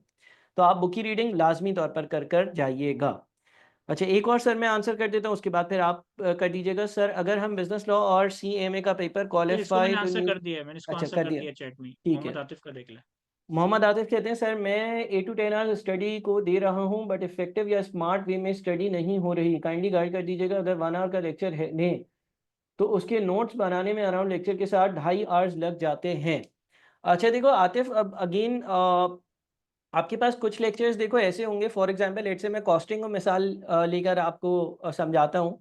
तो कॉस्ट अकाउंटिंग में कुछ आपके पास लेक्चर्स ऐसे हैं कि जिसकी मैंने पीडीएफ या रेलेवेंट नोट्स वहाँ पर अपलोड करे हुए हैं। आपको एक-एक बात लेक्चर की शायद नोट करने की ज़रूरत नहीं है, की पॉइंट्स कर लें। फॉर एग्जांपल लेट्स से आप सीवीपी का कोई लेक्चर कर रहे हैं, तो कॉस्ट वॉल्यूम एनालिसिस के जो टॉपिक है उसमें आपने मेन या कोर एक-एक एग्जांपल या जो फॉर्मूले हैं वो अपने पास नोट कर लिए, दैट्स इट। जब आप पास्ट पेपर की प्रैक्टिस कर रहे हो ना, तब आपको ईमानदारी से पूरे टाइम को लगाकर और जो भी पास्ट पेपर में चीज़ सॉल्व हुई है वो अपने पास सॉल्व करनी है। तो इस तरह से आप अपना थोड़ा बहुत टाइम कट डाउन कर सकते हैं। सेकेंडली अगर आप 1 घंटे का लेक्चर देकर और 2.5 घंटे में उसको कॉपी करने का टाइम ले रहे हैं, तो ये बिल्कुल ही एक सही रेशियो है। आप देखिए ना, अगर क्लास में कोई टीचर जो है वो बोर्ड पर कोई चीज़ लिखता है और अगर आपको कॉपी करने का टाइम देता है, तो आपको थोड़ा-सा ज़्यादा ही टाइम लग रहा होता है, तो it is very normal. But इस पेस से भी अगर आप चलोगे, आप इफेक्टिवली काम कर सकते हो। सेकेंडली देखो सर 10 इसमें मैं घंटे एक को जो है चीज़ वो ऐड आप। करना चाहूँगा। जी। जो बेसिकली मैंने आपको एक 2.5 आवर्स पर सब्जेक्ट की इक्वेशन बताई ना, वो इसी चीज़ को कंसिडर करते हुए थी, क्योंकि मुझे पता है कि अगर आप 2.5 घंटे पढ़ोगे ना, तो 2.5 घंटे का लेक्चर नहीं देख सकते। 2.5 घंटे पढ़ने का मतलब है कि आपको लेक्चर हार्डली 1 घंटे का देख सकते हो। तो हुँ। आपने आधा घंटा लेक्चर देखना है, सॉरी आधा घंटा पुराना रिवाइज़ करना है, 1 घंटे का लेक्चर देखना है। अब लेक्चर देखते हुए क्या होता है कि सर ने कॉन्सेप्ट दिया और सर ने उसका एक बेबी प्रैक्टिस क्वेश्चन करवाया। फिर सर ने कहा कि एक और क्वेश्चन है, पहले आप लोग ये प्रैक्टिस करें और फिर मैं इसको सॉल्व करवाऊँगा। लेक्चर में जो आपकी प्रैक्टिस का टाइम है ना, वो काउंट नहीं हो रहा। टीचर ने तो उस लेक्चर के अंदर बोल दिया कि भाई ये एक बेबी क्वेश्चन मैंने करवा दिया, अब इसका एक एडवांस वर्जन पहले आप खुद प्रैक्टिस करें, फिर इसका सॉल्यूशन देखिएगा। अब आपने वो वीडियो वहाँ पॉज़ कर देनी है और पहले खुद से उस सवाल को सॉल्व करना है, तो वो आपकी रिवीजन, वो आपका प्रैक्टिस हो गया और फिर अगर आपसे नहीं हुआ, आपने सर का सॉल्यूशन देखा। तो जो मैंने 2 घंटे लगाया था ना कि 1 घंटे का लेक्चर देखना है, 1 घंटे की प्रैक्टिस करनी है, वो है ही ये कि जब आप 1 घंटे का लेक्चर कवर करोगे, तो लेक्चर्स के अंदर जो चीज़ें आ रही है उसको कॉपी करने में, लेक्चर्स के अंदर टीचर ने जिस सवाल को खुद से सॉल्व करने के लिए एनकरेज किया होगा, आपने उस सवाल को खुद से सॉल्व करना है, तो वो आप 1 घंटे का लेक्चर 2 घंटे के अंदर कवर कर रहे होते हो। और सर देखिए, कॉपी करते वक़्त ना, जो चीज़ आपकी किताब के अंदर लिखी है ना, लाइक फॉर एग्ज़ाम्पल मैं कोई कॉन्सेप्ट एक्सप्लेन कर रहा हूँ, कोई थ्योरी का प्रोविज़न बना रहा हूँ, वो आपको कॉपी करने की ज़रूरत नहीं है। उसमें हाँ, अगर मैंने पढ़ाते हुए या सर ने पढ़ाते हुए कोई एग्ज़ाम्पल दी, वो आपने शॉर्ट से लिख दी। क्वेश्चन एंड आंसर जब आप सॉल्व कर रहे हो, चाहे कॉस्टिंग का सवाल हो, टैक्स का सवाल हो, एफआईआर 1 का सवाल हो, मैं ये रिकमेंड करूँगा आप उसको लाज़मी अपने हाथों से ज़रूर जॉट डाउन करें। क्वेश्चंस को पीडीएफ से ना इस्तेमाल करें। कॉन्सेप्ट्स, थ्योरी, प्रोविज़न इस सारी चीज़ों को कॉपी करने की ज़रूरत नहीं है। ये सारी चीज़ें आपके नोट्स में भी लिखी हैं, पीडीएफ में भी लिखी हैं, नोट्स से इस्तेमाल करें। जब वो चीज़ बुक में लिखी हुई है तो मैं क्यों दोबारा कॉपी पेस्टिंग का काम कर रहा हूँ। लेकिन अगर प्रैक्टिस क्वेश्चन है कॉस्टिंग का, एफआईआर 1 का, टैक्स का, तो इसे आपने लाज़मी खुद से सॉल्व करना है और वो जो सॉल्व करने में, जो उसको कॉपी करने में आपका टाइम लग रहा है, वही तो आपकी प्रैक्टिस, वही तो आपका रिवीजन है। अच्छा, जी सर, यहाँ पर बताएँ। सर एक और बात, पीआरसी लेवल पे मैंने कभी-कभी नोट किया और फिर मैं बच्चों को करेक्ट करता हूँ, वो क्या करते हैं कि एमसीक्यू सॉल्व कर रहे होते हैं, तो पहले पूरा एमसीक्यू कॉपी करते हैं और फिर नीचे जो है ना उसका छोटा-सा सॉल्यूशन लेकर एबीसीडी अपने कॉपी में टिक करते हैं। फिर जब समझ नहीं आता तो वो मुझे पिक्चर भेज रहे होते हैं, तो तब मुझे पता चलता है कि भई ये क्या चल रहा है। तो देखें, जो आप पीआरसी पे करते हैं अगर वो कर रहे हैं तो वो भी गलत है, और इवन कैफ लेवल पे भी आप क्वेश्चन का रेफरेंस डाल दें। आप वहाँ पे लिख दें भई ऑटम 2024 क्वेश्चन नंबर 2, आपके पास आईकेप के पास पेपर्स मौजूद हैं, आपने सवाल नहीं लिखना। या पीआरसी लेवल के अगर आप स्टूडेंट हैं तो बराए मेहरबानी ब्लैक कलर से आपने सवाल लिखा, फिर ब्लू कलर से जवाब लिखा, इंटर मैट्रिक में आप करते थे। लेकिन यहाँ पर ऐसा कुछ करने की ज़रूरत नहीं है, जहाँ-जहाँ क्वेश्चन है, क्वेश्चन का आप रेफ़रेंस दे दें कि भई मैंने यहाँ से पढ़ा या इस पेज पर ये सवाल है, उसके नीचे उसको सॉल्व कर दें। तो क्वेश्चन कॉपी करने में भी प्लीज़ टाइम वेस्ट नहीं कीजिएगा। अच्छा, अगला सवाल सर आप देख रहे हैं अब्दुल अहद का। सर वो पीआरसी अर्जुमन चौधरी का सवाल है, वो पीआरसी से रिलेटेड ही है। हाँ, वो 2 और 4 के बारे में ही है, तो 2 और 4 के बारे में अभी-अभी मैंने जैसे डिस्कस किया अच्छा, कि अच्छा, आप ठीक किसी है। भी चीज़ को इग्नोर ना करें। पास्ट पेपर ज़रूर कर कर जाइएगा 4 के, सिर्फ़ और सिर्फ़ उसको एमसीक्यू की हद तक नहीं रखिएगा। आपके पास आईटीए के पास्ट पेपर हैं 2016 से 20 तक के, एक बुकलेट मैंने दी हुई है बच्चों को। जब ये आईटीए जो है वो कैफ 1 होता था, इंट्रोडक्शन टू अकाउंटिंग का पेपर, तो उसमें 15-15, 20-20 मार्क्स के सवाल है, वो भी ज़रूर सॉल्व करिएगा। इसके बाद अब्दुल अहद खान ने पूछा है कि सर कैफ को 2 अटेम्प्ट्स में कंप्लीट करना हो तो हैंड ऑन कोर्सेज़ किस तरह करें इन view of the knee scheme जो मैनेजेबल भी हो? देखिए, अगर आप ये प्लान कर रहे हैं अपनी पढ़ाई को लेकर सिंसियर है और आप प्लान के साथ जा रहे हैं कि मैं सितंबर के अटेम्प्ट में 4 पेपर दूँगा और इंशाल्लाह मार्च 26 में रिमेनिंग अपने साढ़े 3 पेपर देकर अपना कैफ कंप्लीट करूँगा, तो हैंड ऑन कोर्स को करने का सबसे बेहतरीन टाइम ये होगा कि आप अपनी सितंबर के अटेम्प्ट के बाद फौरन हैंड ऑन कोर्स को पिक कर लीजिएगा। होगा ये कि अगले 3 महीने, साढ़े 3 महीने आपके पास 4 सब्जेक्ट्स का प्रेशर होगा, तो इसके साथ फिर हैंड ऑन कोर्स मत उठाइएगा। सितंबर के फर्स्ट वीक में आपने अपनी कैफ की पहली अटेम्प्ट देनी है और जब आप कैफ की अपनी पहली अटेम्प्ट दोगे, उसके बिल्कुल फ़ौरन बाद ही, उसके नेक्स्ट डे ही आप अपना पीपी और एमएस ऑफिस का हैंड ऑन कोर्स पिक कर लेना। रीज़न बीइंग कि जब एक अटेम्प्ट गुज़र जाती है, उसके बाद रिज़ल्ट आने में तकरीबन डेढ़ महीने का टाइम लगता है। तो जब तक रिज़ल्ट नहीं हुँ। आ रहा होता, तो जनरली हमारा मोटिवेशन, हमारा फ़ोकस, हमारी जो कंसिस्टेंसी है ना, वो इतनी ज़्यादा नहीं होती और टीचर भी कोर्स को इतना ज़्यादा पेस अप तेज़ तरीके से लेके नहीं जा रहे होते। तो वो जो आपके पास डेढ़ 2 महीने का ब्रैकेट होगा ना आफ्टर सितंबर 25 अटेम्प्ट, वो आपके लिए आइडियल टाइम होगा कि उस टाइम पे आप अपना एमएस ऑफिस और पीपी का कोर्स कंप्लीट कर लें, ताकि जब तक रिजल्ट आएगा तो आपके ये कोर्स सब्सटैंशियली कंप्लीट हो गए होंगे और रिजल्ट के बाद फिर आप वापस से फुल फ्लैश अपनी कैफ की तैयारी में लग जाएँगे। बिस्मा ने एक सवाल पूछा है कि सर कैफ सीए के साथ कोई और डिग्रीज़ मैनेज की जा सकती है? इसको मैं आंसर ये करूँगा कि सीए के साथ कोई और डिग्री मैनेज की जा सकती है नहीं, सीए के साथ आपने लाज़मी अपना बीकॉम या एडीसी मैनेज करना ही है। देखो, हमने जिस टाइम पे सीए किया उस टाइम पे बीकॉम 2 साल का हुआ करता था, मेरे ख़्याल है शायद 14 पेपर हुआ करते थे। मैंने भी बीकॉम किया हुआ है, मोस्ट लाइकली सर ताहा ने भी किया होगा और जी, ज़्यादातर बिल्कुल। स्टूडेंट्स ने किया हुआ होता है। हुँ। अब वो बीकॉम 2 साल से बढ़कर 4 साल का हो गया है, लेकिन आपने इससे लाज़मी ये बीकॉम एडीसी करना है। इसका कितना फ़ायदा है, मैं आपको ये शॉर्ट से ओरिएंटेशन में नहीं समझा सकता, लेकिन as a mentor, as a बड़ा भाई मान के मेरी एडवाइस मान लें कि आप लाज़मी एडीसी और बीकॉम में अपनी रजिस्ट्रेशन करवाएँ। आपको इसको कोई सेपरेट अलग से टाइम देने की ज़रूरत नहीं है, बस जो आप अपने सीए में पढ़ रहे हो, यही बहुत ज़्यादा काफ़ी है आपके इन एडीसी के पेपर्स को क्लियर करने के लिए। आपने किसी भी गवर्नमेंट कॉलेज में जाके एडीसी में एडमिशन लेना है और फिर जब एग्ज़ाम हो तब उस एग्ज़ाम की फॉर्मेलिटीज़ फुलफिल करके एग्ज़ाम के दिनों में आपने इसके पेपर जाके देने। मैंने बीकॉम के पेपर पता है कैसे दिए थे? मैं कुछ भी नहीं पढ़ता था। जिस दिन मेरा सुबह बीकॉम का पेपर हुआ करता था ना 9 बजे, उस दिन मैं 7:30 बजे जो है ना केयू पहुँच जाता था। और 7:30 बजे से लेके 9 बजे तक डेढ़ 2 घंटे सिर्फ़ उस पेपर की 5 ईयर को घुमा लेता था, ताकि मुझे थोड़ा अंदाज़ा हो जाए कि यार ये बे किस तरह से चीज़ें पूछता है। डेढ़ 2 घंटे में मैंने थोड़ी-सी 5 ईयर घुमाई और जाके पेपर दे दिया, और अल्हम्दुलिल्लाह मेरा उसमें भी ए डिस्टिंक्शन आ गया। तो बीकॉम के लिए आपको कोई सेपरेट क्लासेस, कोई सेपरेट पढ़ाई, इवन कोई सेपरेट दिन एलोकेट करने की ज़रूरत नहीं है। जो आपने सी में पढ़ा है, ये मोर देन इनफ है आपके बीकॉम के पर्स को सपोर्ट करने के लिए। जिस दिन पेपर हो उस दिन बहुत तो बहुत आपने पढ़ लिया है, उसे 1 दिन पहले पढ़ लिया, दैट्स इनफ। लेकिन आपको बीकॉम एडीसी लाज़मी करना है। इसका फ़ायदा बिल्कुल मैं शॉर्ट में थोड़ा-सा समझा देता हूँ। देखिए, मैं यहाँ पे आप लोगों से पूछ नहीं रहा, लेकिन जिस तरह की हमारी अनफॉर्च्यूनेटली कंट्री की सिचुएशन है, यहाँ पे जितने लोग बैठे हैं, इसमें से 90% लोगों से मैं पूछूँगा ना कि भाई अल्टीमेटली लॉन्ग रन में पाकिस्तान में रहना है या पाकिस्तान से बाहर रहना है, तो वो कहेंगे हमें पाकिस्तान से बाहर जाना है। तो पाकिस्तान से जब आप बाहर जा रहे होंगे, तो फिर आप या तो इमिग्रेशन के ऑप्शंस देखते हैं या फिर हायर एजुकेशन के ऑप्शंस देखते हैं, डिफरेंट तरह के ऑप्शंस देखते हैं। तो वहाँ पे आपकी ये जो डिग्री है ना, आपको बहुत ज़्यादा सपोर्ट कर रही होती है, क्योंकि सीए हो गया, एसीसी हो गया, सीपी हो गया, ये रिकॉग्नाइज़ तो है, ये हाइली वर्थ तो है, लेकिन ये सर्टिफिकेशन प्रोग्राम्स है। तो हायर एजुकेशन की तरफ जाना हो या इमिग्रेशन की तरफ जाना हो, तो वहाँ पे आपकी डिग्री आपको बहुत ज़्यादा हेल्प कर रही होती है, आपको बहुत ज़्यादा सपोर्ट कर रही होती है। तो लाज़मी देखो, मेरा इसमें कोई फ़ायदा नहीं है। मुझे बीकॉम की फ़ीस या एडीसी की फ़ीस नहीं मिलेगी, मेरा इसमें 2% का फ़ायदा नहीं है। लेकिन मैं आपके बेनिफिट के लिए, आपके एडवांटेज के लिए कह रहा हूँ कि आपने लाज़मी ये करना है। आपको नहीं पता कि ज़िंदगी आपको 4 साल, 5 साल बाद, 10 साल बाद किस करवट या किस जगह पे लेके जाएगी। वहाँ पे आपको ये चीज़ लाज़मी हेल्प ही कर रही होगी कि आपके पास कोई 4 साल की डिग्री हो, उसके बाद आपने मास्टर्स करना हो, सॉरी पीएचडी प्रोग्राम में या हायर एजुकेशन के प्रोग्राम में जाना हो, किसी कंट्री में इमिग्रेशन के लिए जाना हो, मिडल ईस्ट में कोई वीज़ा वगैरह का प्रॉब्लम हो, तो आपको वहाँ पे ये डिग्री आपकी बहुत ज़्यादा हेल्प कर रही होगी। सर हमज़ा का है। अगेन क्यूएम का सवाल है, तो आप देखिएगा। ठीक है सर, मेरा आईटी और क्यूएम का पेपर 46 पर सेकंड टाइम रह गया है, क्या मुझे एफएआर 1 और सीएमए अभी उठा लेना चाहिए? अच्छा देखिए हमज़ा, आप एफएआर 1 और सीएमए में सिर्फ़ और सिर्फ़ 2 टॉपिक्स जो मैंने बताया ना, डेप्रिसिएशन और इन्वेंटरी वैल्यूएशन, वो करें। बट आपका मेन फ़ोकस ये होना चाहिए कि मई में आपका अब आईटीए और क्यूएम निकल जाए। उसमें जो भी आपकी लैकिंग है, जिस चैप्टर में भी है, या आपने पूरी चीज़ें कंप्लीट नहीं करी हैं, या आप पास पेपर कर नहीं गए, उस लैकिंग को पूरी करें। इसलिए क्योंकि अगर अल्लाह ना करे, अल्लाह ना करे, अल्लाह ना करे कि मई में आपका कोई भी एक पेपर रुक जाता है और जुलाई में देते हैं, तो आईकेएप की पॉलिसी के हिसाब से जुलाई की अटेम्प्ट का रिजल्ट अगस्त के मिड में आएगा, और तब तक सितंबर के एग्जाम के फॉर्म्स जा चुके होंगे। तो ऐसा ना हो कि आप कैफ के चक्कर में पीआरसी से भी हाथ धो बैठें। हाँ, अलबत्ता आप क्योंकि 2 बार पढ़ चुके हैं, 2-4 चीज़ों में आपको जो भी मसला है या प्रॉब्लम्स हैं, जिन चैप्टर में आप समझते हैं कि आपकी ग्रिप अच्छी नहीं है, उस पे ग्रिप अच्छी रखें। एफएआर 1 में से डेप्रिसिएशन से रिलेवेंट एरिया आप कवर कर लीजिएगा, वो आपको हेल्प आउट करेगा आईटीए में। उसके अलावा आप कॉस्टिंग में से इन्वेंटरी वैल्यूएशन का जो टॉपिक है, वो अभी से कवर कर लीजिएगा, और उसके बाद आप अपना पोर्टल का एक्सेस जो है वो होल्ड कर और आप अपनी क्यूएम और आईटीए की तैयारी कर उसकी अटेम्प्ट लीजिएगा, और उसके बाद रिज़्यूम कर लीजिएगा। एसर ने सवाल पूछा है कि सर कैफ 1, 2, 3 सितंबर अटेम्प्ट में दें तो सीएमए में एग्जामेशन मिल जाएगी?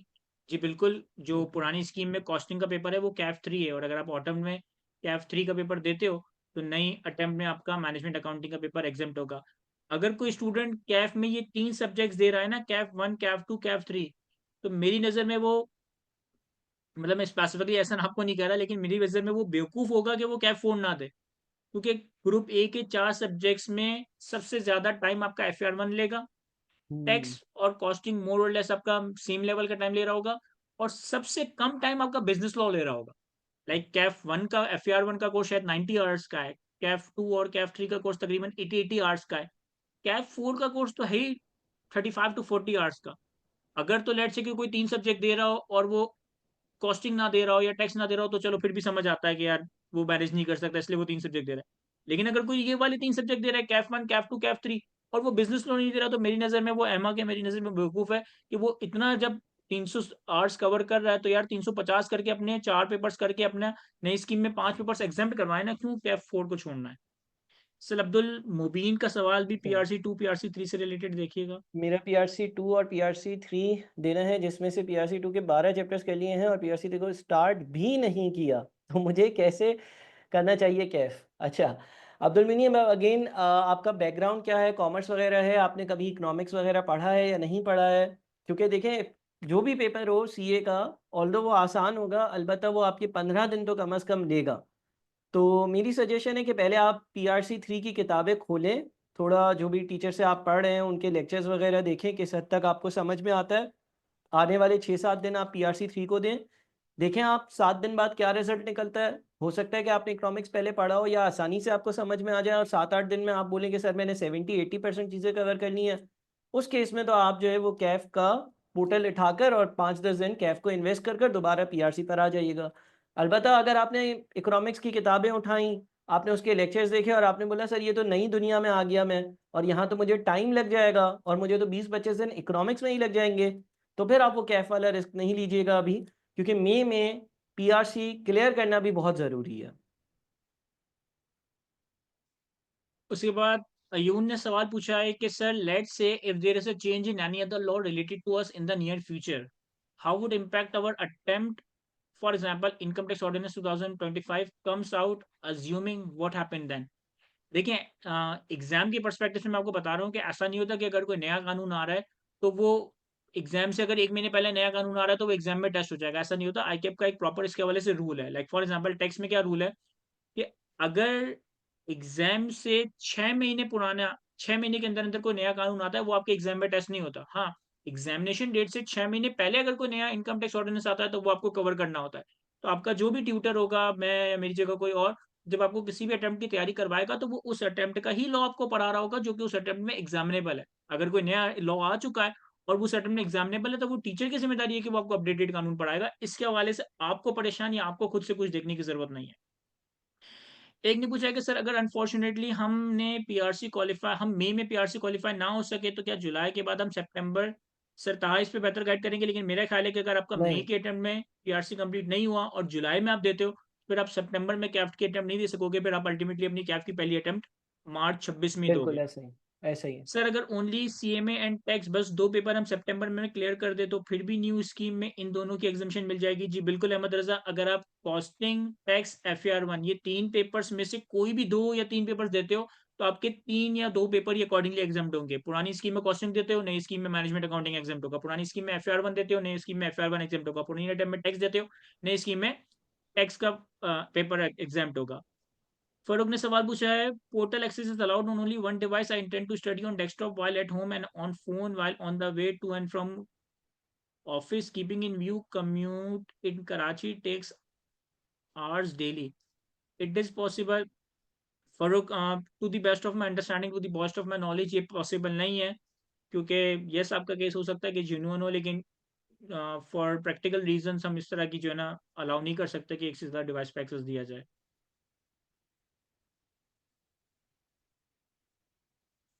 मेहरान, जी बिल्कुल, हैंड ऑन कोर्स मार्च 26 के अटेम्प्ट के बाद भी दिया जा सकता है, लेकिन मैं नहीं रिकमेंड करूंगा कि आप इतना डेफर करें। रीजन बीइंग कि जब आप मार्च 26 के एग्जाम दोगे तो उसके बाद फिर आप डायरेक्ट फर्म की इंडक्शन के लिए अप्लाई करोगे, और फर्म में आपकी आर्टिकलशिप उसी वक्त काउंट होती है जब आपका कैफ कंप्लीट हो, आपके हैंड ऑन कोर्सेज कंप्लीट हो। ऐसा ना हो कि मार्च के अटेम्प्ट के बाद, क्योंकि हैंड ऑन कोर्सेज का भी जो आईकेप का ड्यूरेशन है वो 3 महीने उसको कवर करने में लगते हैं। क्लासेस उसकी 1.5-2 महीने होती है, लेकिन उसको कवर करने में आईकेप की टाइम है कि उसको 3 महीने का टाइम दिया जाए। तो अगर आप मार्च 26 के एग्जाम के बाद हैंड ऑन कोर्स प्रैक्टिस करते स्टार्ट करते हो, तो फिर आपकी इंडक्शन जो आर्टिकलशिप है वो डिले हो रही होगी। आइडियल टाइम ये होगा कि आपने सितंबर 25 के अटेम्प्ट के फौरन बाद अपने एमएस ऑफिस और पीपी के हैंड ऑन कोर्स पिक कर लेने, क्योंकि उस वक्त आपके पास कैफ का प्रेशर नहीं होगा। कैफ का प्रेशर जो अगली अटेम्प्ट का डेवलप होगा वो सितंबर 25 के रिजल्ट के बाद होगा, जो कि most likely mid of November में आ रहा होता है।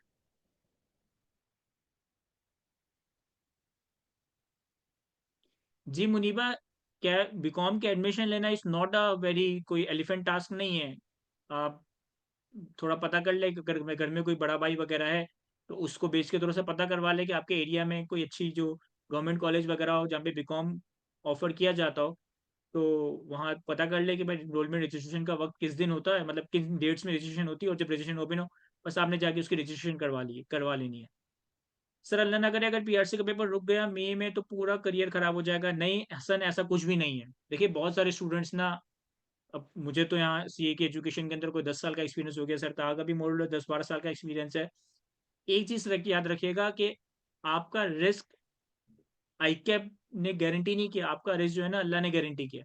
हम तो एज़ अ मुस्लिम हमारा तो इस चीज़ के ऊपर ईमान है कि इज़्ज़त हो गया, रिस्क हो गया, ये सारी चीज़ें प्री डिफाइंड, ये सारी चीज़ें अल्लाह ताला डिसाइड करके आता है। तो अगर पीआरसी पे मई में क्लियर नहीं हुआ ना, ये बहुत छोटी चीज़ है। अगर किसी स्टूडेंट ने लेट्स से कि सी भाई बहुत सारे स्टूडेंट्स होते हैं जो कि सीए में आते हैं और अल्टीमेटली सीए नहीं करते, क्या उनकी ज़िंदगी खराब हो जाती है? नहीं। वो किसी और जगह पे अपनी पोज़ीशन बना लेते हैं, वो किसी और जगह से अपना रिस्क कमा लेते हैं। एज़ लॉन्ग एज़ कि आप किसी चीज़ के लिए मेहनत करते हो, अल्लाह ताला आपको उसका रिज़ल्ट देता है। शायद डायरेक्टली एट टाइम्स हमें उस चीज़ की मेहनत के अगेंस्ट रिज़ल्ट नहीं मिलता, लेकिन हुँ। उसका फ़ायदा हमें कहीं और मिल जाता है। भाई मैंने अपने पिछले 10 सालों में बहुत सारी चीज़ों पे मेहनत की, जिसका मुझे रिज़ल्ट वहाँ से मिला। मैंने बहुत सारी चीज़ों पे ऐसी भी मेहनत की जिसका मुझे रिज़ल्ट उन जगह से नहीं मिला जहाँ से मैं एक्सपेक्ट कर रहा था। लेकिन ऐसा नहीं है कि मुझे उसका कोई रिज़ल्ट नहीं मिला, उसका रिज़ल्ट मुझे कहीं और से मिल गया। तो ये चीज़ ज़िंदगी में याद रखिए कि पीआरसी, सीए ये आपकी ज़िंदगी का एक पार्ट है, ये आपकी ज़िंदगी नहीं है। पीआरसी हो गया, सीए हो गया, ये ज़िंदगी को गुज़ारने का एक छोटा-सा पार्ट है, ये एक ज़िंदगी नहीं है। अगर खुदा ना खास्ता पीआरसी नहीं होता या सीए नहीं होता इवेन, ऐसा नहीं है कि आपकी ज़िंदगी रुक जाएगी। क्या सीए के अलावा जितने लोग हैं वो क्या भूखे मर रहे हैं? सीए के अलावा जितने लोग हैं क्या वो अपनी फैमिलीज़ नहीं पाल रहे? सीए के अलावा जो बाकी जितने लोग हैं, क्या वो अच्छा अर्न नहीं कर रहे? हर बंदा अपनी पोज़ीशन पे आके कहीं न कहीं सेटल हो जाता है, तो इस तरह से कभी भी ना सोचे, रिस्क का वादा अल्लाह की तरफ से है। अर्जुमन बीकॉम और एडीसी का मैंने आपको बताया, मैं थोड़ा इस हवाले से इतना अपडेटेड नहीं हूँ कि इनकी रजिस्ट्रेशन किस वक़्त होती है। लेकिन कोई ना कोई साल के अंदर एक ब्रैकेट होता है कि भाई इस टाइम पे फॉर एग्ज़ाम्पल कि इंटर के रिज़ल्ट के बाद मेरे ख़्याल इसकी रजिस्ट्रेशन होती होगी।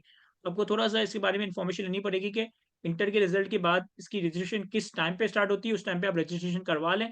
और मैं ये रिकमेंड करूँगा कि आपके एरिया में आपके जो भी अच्छी यूनिवर्सिटी लाइक मैं नॉर्थ नाज़िमाबाद में रहता हूँ, तो वहाँ पे गवर्नमेंट प्रीमियर कॉलेज अच्छा था, तो मैंने गवर्नमेंट प्रीमियर कॉलेज से बीकॉम किया था। तो आप देख लो अपने एरिया में या जहाँ भी आपकी एलिजिबिलिटी बनती है अकॉर्डिंगली वहाँ पे बीकॉम एडीसी के लिए एनरोलमेंट करवा लो। सर बहुत लोग ये भी कह रहे हैं कि न्यू स्कीम के under hand on courses examinable हो जाएँगे, इसलिए उन्हें अभी उठा लेना चाहिए ताकि उनका पेपर ना देना पड़े। देखो अ, आईकैब ने ये कहा है कि नई स्कीम में हैंड ऑन कोर्सेज में एमएस ऑफिस की तो कोई टेस्टिंग का ज़िक्र नहीं किया। पीपी की टेस्टिंग का उन्होंने कहा है कि हम हो सकता है कि पीपी टेस्टिंग का कोई तरीक़ेकार लेकर आ जाए। लेकिन ये कोई इतनी बड़ी चीज़ नहीं है। लाइक अभी करंटली क्या होता है कि जब आप पीपी का कोर्स करते हो ना, तो आपको 2 प्रेज़ेंटेशंस रिकॉर्ड करवानी होती है और वो 2 प्रेज़ेंटेशंस आईकैब में सबमिट होती है। हो सकता है कि आईकेब ये कर दे कि उन्हीं 2 प्रेज़ेंटेशंस को बोले कि भाई आपको रिकॉर्ड नहीं करवानी, बल्कि हमारा ये पैनल है, इसके सामने आके प्रेज़ेंटेशन देनी है। जो प्रेज़ेंटेशन आप रिकॉर्ड कर रहे थे, वो पैनल के सामने रिकॉर्ड कर दोगे। ये मेरे ख़्याल है कोई इतना बड़ा मसला नहीं है कि आप इसकी बेसिस पे अभी हैंड ऑन कोर्स और कैफ के 4 सब्जेक्ट्स पिक कर लो। अभी आपको कैफ के 4 सब्जेक्ट्स पे फ़ोकस करना चाहिए रादर देन हाँ, अगर कोई स्टूडेंट ऐसा है जो अभी कैफ के 2 या 3 सब्जेक्ट्स दे रहा है, फिर वो हैंड ऑन कोर्स उठा ले, 1 या 2 उठा ले। लेकिन अगर कोई 4 सब्जेक्ट्स दे रहा है, तो उसके साथ हैंड ऑन कोर्स फिर बहुत ज़्यादा टफ़ हो जाएगा। सर मैंने एडीसी के लिए अप्लाई किया हुआ है तो 23 अप्रैल से 3 मई तक पेपर्स हैं, तो अब मुझे कैफ की तैयारी शुरू कर देनी चाहिए या नहीं, नहीं आपको कैफ की तैयारी शुरू कर देनी चाहिए। आप एडीसी की पेपर के लिए अपनी कैफ की तैयारी को 10 दिन डेफर ना करें। सर सैयद साकिब का सवाल देखिएगा पीआरसी से रिलेटेड अच्छा है। सर, मेरा पीआरसी में बीडब्ल्यूएसएस का पेपर रहता है, तो मुझे अभी से कैफ के 4 पेपर्स बिल्कुल आपको उठा लेने चाहिए साकिब। बीडब्ल्यूसीएस का इन इटसेल्फ पेपर जो है वो कंपैरेटिवली बहुत आसान है, उसका कोर्स बहुत कम है, 5 चैप्टर्स हैं और सबसे आसान पेपर है पीआरसी का। तो आप बिल्कुल अभी कैफ के 4 पेपर्स उठा लें और तकरीबन 3 या 4 मई तक कैफ के पेपर्स पढ़ें। जैसे ही हमारी अप्रैल के एंड में पीआरसी की डेट्स अनाउंस होंगी, तो 2 हफ्ते अगर आप ठीक से दे देंगे ना, 2 हफ्ते यानी कि 14 days before the exam paper आप अगर बीडब्ल्यूसीएस को अच्छे से दे देंगे, तो आप उसके पेपर को पास कर सकते हैं। सेकेंडली जो डेट सेलेक्ट करनी होती है पेपर को, वो आपको खुद सेलेक्ट करनी होती है। तो आप अर्लीएस्ट डेट सेलेक्ट करिएगा, जो भी आपके पास स्लॉट्स अवेलेबल हो, ताकि आप जो है वो अब जब रिज़्यूम करें कैफ़, तो उसमें भी आपको 4-5 दिन एक्स्ट्रा मिल जाएँ, रादर देन कि आप लेटेस्ट डेट जो है आखिरी डेट सेलेक्ट करें। अच्छा। सर इसके बाद सर अहमद रज़ा का सवाल है वो मेरे ख़्याल हुँ, है हम आंसर कर चुके हैं। बिल्कुल कर हसन का चुके हैं। सवाल आंसर कर चुके हैं। एसएन ने सवाल पूछा है कि सीए के बाद एसीसीए करने में कितनी एग्ज़म्पशन मिलती है? सर मेरा ख़्याल है आपने एसीसी किया हुआ है, आप इसको बेहतर आंसर कर जी। सकते हैं। अच्छा, एसएन सीए करने के बाद आप जब सीए पूरा कंप्लीट कर लोगे ना, तो एसीसी के आखिरी जो 4 पेपर्स हैं, जिसमें से 2 पेपर्स कंपल्सरी हैं, एसबीएल, एसबीआर और 2 पेपर्स आपके पास ऑप्शनल होते हैं, जिसमें आप ऑडिट, टैक्स, फाइनेंशियल मैनेजमेंट और परफॉर्मेंस मैनेजमेंट में से 2 पेपर्स उठाते हो। ये 4 पेपर्स आपको देने होंगे। एसएन ने सवाल पूछा है कि सीए की मार्केट के हालात कैसे हैं आज के पॉइंट ऑफ व्यू के हिसाब से? हसन बाकियों के मुकाबले सीए के अभी भी बहुत अच्छे हालात हैं। बाकियों के प्रोफ़ेशन के या बाकी बिज़नेसेस के हवाले से सीए के अभी भी माशाल्लाह से बहुत अच्छे हालात हैं। इन पाकिस्तान, आउटसाइड पाकिस्तान अल्हम्दुलिल्लाह हम आप लोग एक ऐसी फ़ील्ड में आए जो कि राइट नाउ डिमांड में और मेरी एंटिसिपेशन ये कहती है कि अगले 10-15 साल भी ये डिमांड में रहेगा। उसके बाद कुछ हो जाए तो अल्लाह बेहतर जानता है। हुँ, हुँ। लेकिन मेरी अंडरस्टैंडिंग जो भी एनवायरनमेंट को देखते हुए है, वो सिर्फ पाकिस्तान को देखते हुए नहीं, मैं ओवरऑल दुनिया के पर्सपेक्टिव से बता रहा हूँ। अल्हम्दुलिल्लाह आप एक ऐसे प्रोफेशन में आए हो कि अभी भी हालात बहुत अच्छे हैं और आने वाले 8-10 साल, 15 साल भी हालात बहुत अच्छे ही रहेंगे। Comparatively as compared to other things, ये की बहुत अच्छी पोज़ीशन है। अच्छा, इससे रिलेवेंट एक बच्चे बहुत कॉमन सवाल पूछते हैं जब वो पीआरसी में आते हैं, पीआरसी की ओरिएंटेशन में, कि सर एआई आ जाएगा और अकाउंटिंग की जॉब ख़त्म हो जाएगी, वो सब काम कर रहा होगा, हम क्या करेंगे? तो उसके बारे में भी मैं आप लोगों को बता दूँ, देखिए अगर एआई आएगा तो बहुत सारी दूसरी चीज़ें आपको पढ़नी होंगी उसको ट्रेन करने के लिए या उससे लिंक बहुत सारी मज़ीद फ़ील्ड्स खुलेंगी। आईकेप हर 3, 4, 5 साल पर अपना पूरा सिलेबस जो है वो रिवैम्प कर रहा होता है, रिवाइज़ कर रहा होता है। अब जिस तरह से नई एजुकेशन स्कीम आ रही है तो इसमें डेटा का पेपर आया है। उसके अलावा बहुत सारे हैंड्स ऑन कोर्सेज़ भी ऐड हुए हैं जिसमें से आपने कुछ सेलेक्ट करने होंगे। तो आईकेप जो है ना वो मार्केट के हिसाब से या डिमांड एंड सप्लाई के हिसाब से आपकी जो क्वालिफ़िकेशन है उसको अपडेट करता रहेगा। उसको अपग्रेड करता रहेगा, देखता रहेगा कि हाँ भाई अब इस चीज़ की डिमांड है तो बच्चों को ये चीज़ आनी चाहिए। होगी वो अकाउंटिंग से रिलेवेंट ही चीज़, तो आप इस चीज़ से भी परेशान नहीं होइएगा कि सर एआई आ गए तो हम कहाँ जाएँगे, फिर तो वही काम कर रहा होगा सारे। ऐसा नहीं है, आपके पास मज़ीद बहुत सारी फ़ील्ड्स खुलेंगी। अच्छा। अर्जुमन ने सवाल पूछा है कि sir I have no one around me who knows about ADC और बीकॉम इंशाल्लाह I will clear my PRC in May, so कब स्टार्ट करना चाहिए? देखो अर्जुमन, ऐसा हो सकता है कि शायद तुम्हारे घर पे किसी को बीकॉम एडीसी के हवाले से आइडिया ना हो। लेकिन ऐसा नहीं हो सकता कि तुम्हारी क्लास में किसी को बीकॉम एडीसी के हवाले से आइडिया ना हो। तो मैं भी जब कर रहा था तो मेरे पास भी घर पे कोई भाई या इस तरह का नहीं था जो मुझे बीकॉम एडीसी में गाइड करे। तो मैंने अपने कुलीग बाकी स्टूडेंट से पूछा, अपने थोड़े सीनियर से पूछ लिया। तो या तो अपनी क्लासरूम में तुम्हें कोई ना कोई ऐसा बच्चा दोस्त मिल जाएगा, अगर नहीं मिलता तो सीए में ही कोई सीनियर मिल जाएगा जो तुम्हें कैंटीन में या डिफरेंट जगह पे मिलते हैं। उनसे पता कर लो, लोगों से बात करो, लोग हेल्प करने में मना नहीं करते। क्लियरली पूछो कि यार बीकॉम करना है तो कहाँ से करना चाहिए, क्या नहीं। किसी ने सवाल में पूछा कि अगर ना करूँ तो कोई बड़ा नुकसान नहीं होगा? यस, मेरी नज़र में अगर आप नहीं करते तो आपको बड़ा नुकसान होगा। अगेन मैं भी ये क्वांटिफाई नहीं करना चाह रहा, लेकिन मेरी बात मान लो एडवाइस के तौर पे या गाइडेंस के तौर पे कि आपको लाज़मी करना चाहिए, आपको बड़ा नुकसान होगा और कोई इतना कॉस्टली नहीं है, बस आपको एग्ज़ामिनेशन फ़ी, रजिस्ट्रेशन फ़ी वगैरह देनी है, कोई क्लासेस तो लेनी नहीं है वैसे भी। सर सितंबर में कैफ के 4 पेपर्स हैं और मई में पीआरसी देना है और हैंड ऑन कोर्स के लिए बेस्ट टाइम कौन-सा है? ये तो मैं ऑलरेडी आंसर कर चुका हूँ कि अगर आप कैफ के 4 पेपर सितंबर अटेम्प्ट में दे रहे हैं तो पीआरसी के लिए बेस्ट टाइम सितंबर के एग्ज़ाम के फ़ौरन बाद है। यानी कि सितंबर के फर्स्ट वीक में जब आप कैफ के एग्ज़ाम दोगे, उसके फ़ौरन बाद आप हैंड ऑन कोर्सेज़ पिक कर लेना। और सर कैफ में मेरिट सर्टिफिकेट या गोल्ड मेडल के हवाले से भी कुछ बता दें, हाउ टू गेट देम, क्या स्ट्रेटजी होनी चाहिए और स्टडी मटेरियल वगैरह बिकॉज़ ऑफ कॉम्पिटिशन ये ज़रूरी है, आई थिंक सो। देखिए, मेरिट सर्टिफिकेट और गोल्ड मेडल कोई भी ना, इसका कोई रूल नहीं है कि 2+2 4 ये करोगे तो गोल्ड मेडल मेरिट सर्टिफिकेट आ जाएगा। It's totally about hard work, sincere work, किस तरह की आपकी कॉग्निटिव थिंकिंग है, किस तरह से आप चीज़ों को आर्टिकुलेट करते हो, क्या आपकी ड्राफ्टिंग है, क्या आपका लक है। बहुत ज़्यादा चीज़ें मैटर करती है लक में। फॉर एग्ज़ाम्पल मैं बता रहा था कि ऑडिट और कॉर्पोरेट लॉ के पेपर में मेरा सर्टिफिकेट पोज़ीशन आई थी। लेकिन मैं एक बात बताऊँ, मैंने इन दोनों सब्जेक्ट्स की 100% कोर्स कवरेज नहीं की थी। मतलब मैंने जब ऑडिट और कॉर्पोरेट लॉ का पेपर दिया था तो मैंने 100% कोर्स कवर उस वक़्त भी नहीं किए थे। मैंने कोई 80-85% 90% कोर्स कवरेज की थी, 10-15% चीज़ें रिस्क पे छोड़ दी थी।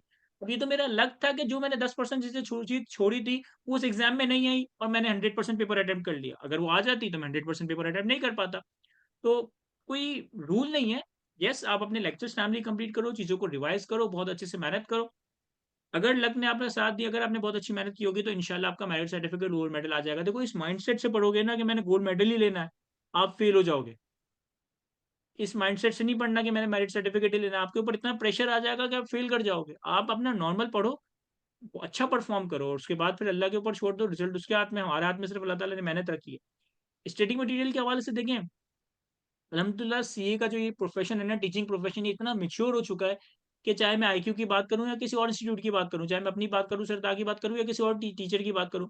सारे टीचर्स अल्हम्दुलिल्लाह इतने मैच्योर्ड हैं कि हर टीचर्स की तकरीबन अपनी किताबें हैं। फॉर एग्ज़ाम्पल अगर मैं पढ़ा रहा हूँ तो मेरी अपनी रेफ़रेंस बुक है, सरताज की अपनी रेफ़रेंस बुक है, तो 80% टीचर्स की तो अपनी रेफ़रेंस बुक है। 20% टीचर्स ऐसे हैं जो कि आईकेपी स्टडी टाइप से पढ़ा रहे होते हैं। तो स्टडी मटेरियल में मैं ये रिकमेंड करूँगा कि आप जिस टीचर से पढ़ रहे हो ना, आप उसका स्टडी मटेरियल फ़ॉलो करो। ये ना हो कि आप मुर्तज़ा कायद से क्लासेस ले रहे हो और बुक सर तहा की फ़ॉलो कर रहे हो। अगर सर मुर्तज़ा से भरोसा करके क्लासेस ले रहे हो तो फिर बुक भी मेरी फ़ॉलो करो। अगर सर तहा पे भरोसा करके सर तहा से क्लासेस ले रहे हो तो फिर बुक भी सर तहा की फ़ॉलो करो। अगर आप किसी ऐसे टीचर को ऑप्ट करते हो जो कि आपको डायरेक्ट स्टडी टाइप से पढ़ा रहा है, वेल एंड गुड है, कोई मसला नहीं है। तो स्टडी मटेरियल आपने अपने उस टीचर का फॉलो करना है जिससे आप क्लासेस ले रहे हैं। खिचड़ी मत बनाइएगा कि क्लासेस ए से ले रहे हैं और बुक बी की फॉलो कर रहे हैं।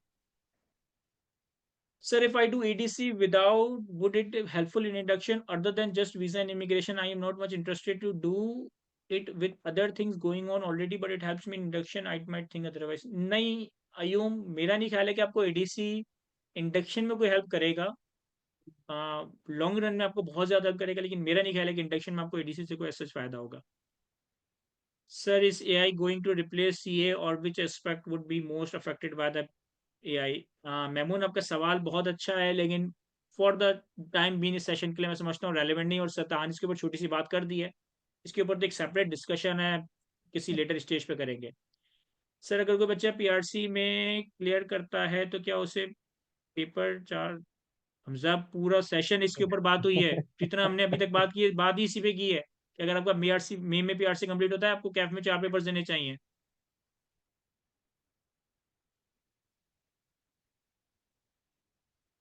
अच्छा, अब्दुल्ला पूछते हैं is law is better than doing BCom, तो मेरे ख्याल में ये एलएलबी का कह रहे होंगे सर। हम्म। हाँ, एलएलबी देखो अगर आप कर लेते हो ना तो आप अपनी जो फर्म है उसमें लॉ के हवाले से भी नॉलेज रख रहे होगे, सीए के हवाले से भी रख रहे होगे, लेकिन वैसे जब आप सीए करते हो ना तो साथ में आप बहुत सारा लॉ जो है वो पढ़ रहे हो, तो लॉ को इंटरप्रेट करना आपको समझ में आ जाता है, तो इतना बहुत ज़्यादा एडवांटेज नहीं होगा अनलेस कि आपको जो है वो बाद में जाकर जो है वो केस वेस लड़ने और सारी चीज़ें हैं। सर, मैं इस बहरहाल पे ये उसमें कमेंट करूंगा कि उसमें देखो टाइम भी अब्दुल्ला, लगेगा। अब्दुल्ला, लॉ बीकॉम से बेहतर है डेफिनेटली।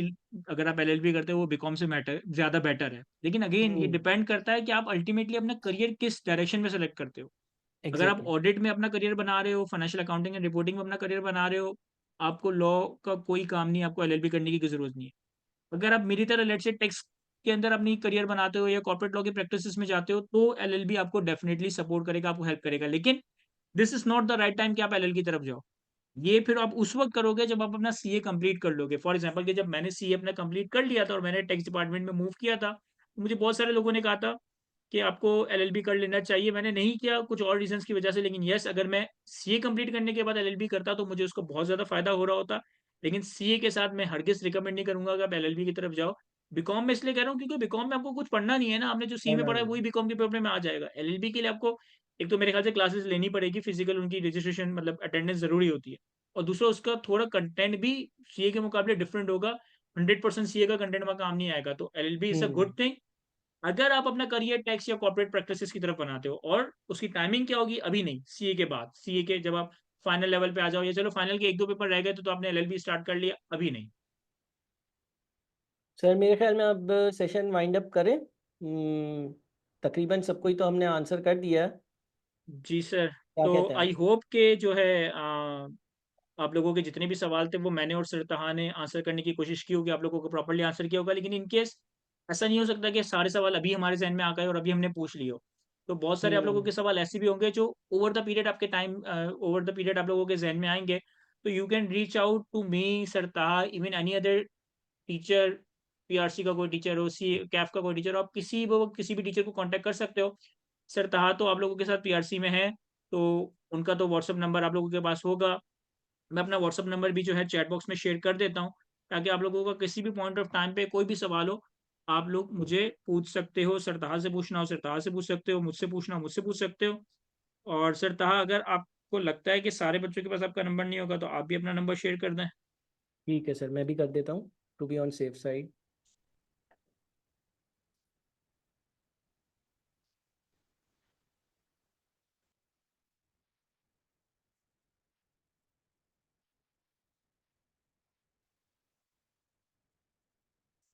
तो किसी का कोई भी सवाल हो, मुझे इस नंबर पे व्हाट्सएप कर दें। व्हाट्सएप कोशिश करिएगा कि टेक्स्ट मैसेज कीजिएगा, वॉइस नोट ना कीजिएगा। तो इमीडिएटली नहीं, लेकिन विदिन 24 आवर्स इंशाल्लाह मैं आपको रिस्पॉन्ड कर रहा हूँगा। और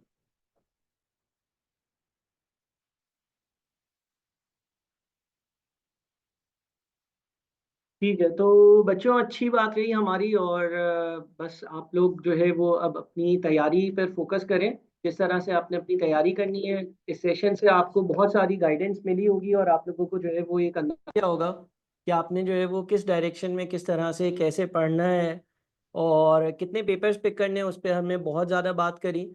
और बाकी अगर जिस तरह सर मुर्तज़ा ने कहा कि कोई ऐसा सवाल हो जो हमने आंसर ना किया हो, रिस्पॉन्स ना दिया हो या ना दे पाए हों, तो वो आप हमसे बाद में पूछ सकते हैं। और मेरी तरफ से अल्लाह हाफ़िज़, आप लोगों को बहुत बेस्ट ऑफ लक आने वाले पेपर्स के लिए। Okay ji, thank you. अल्लाह हाफ़िज़। अल्लाह हाफ़िज़।